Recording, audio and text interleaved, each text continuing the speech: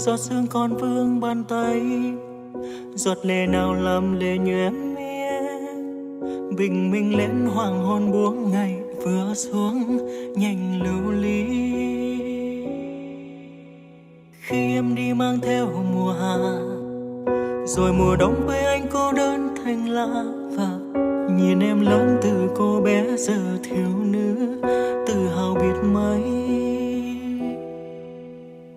Mong bình yên sẽ đến cùng bầu trời đã có nhau, dù chỉ là một giấc mơ. Tớ duyên tình ta chắc là làng lành lùng ôm băng giá, chuyện gì buồn cùng trống qua, tựa đầu nhịp một đóa hoa. Lúc em hay nghe ngô suy tư nhìn anh, con tim anh nơi đây lặng im.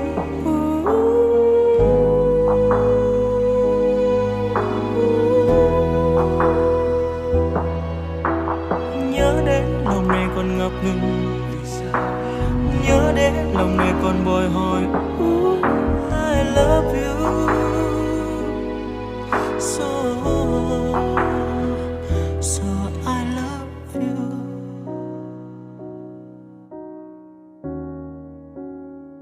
So I love you, I love you. Yeah. Tuổi trẻ của anh là những ngày mơ mộng xếp ngàn hạt giấy rồi bay bay.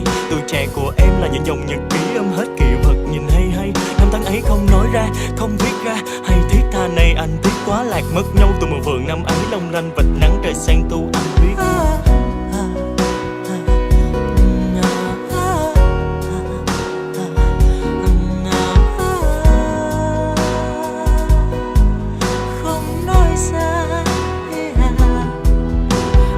Xem như là duyên số cay lung lay vì đây liêu thầm.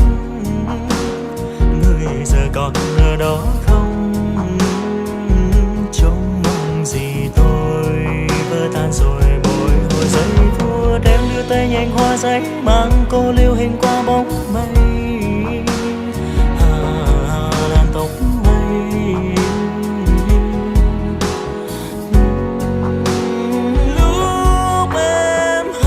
Suy tư nhìn anh, con tim anh nơi đây lặng im.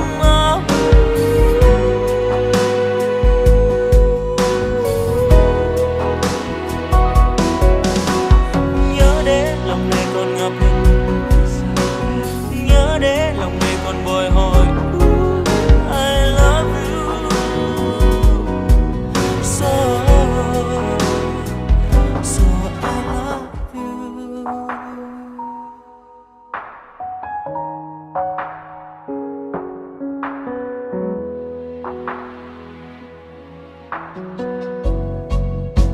Lúc em hay ngây ngô suy tư nhìn anh, con tim anh nơi đây lặng im.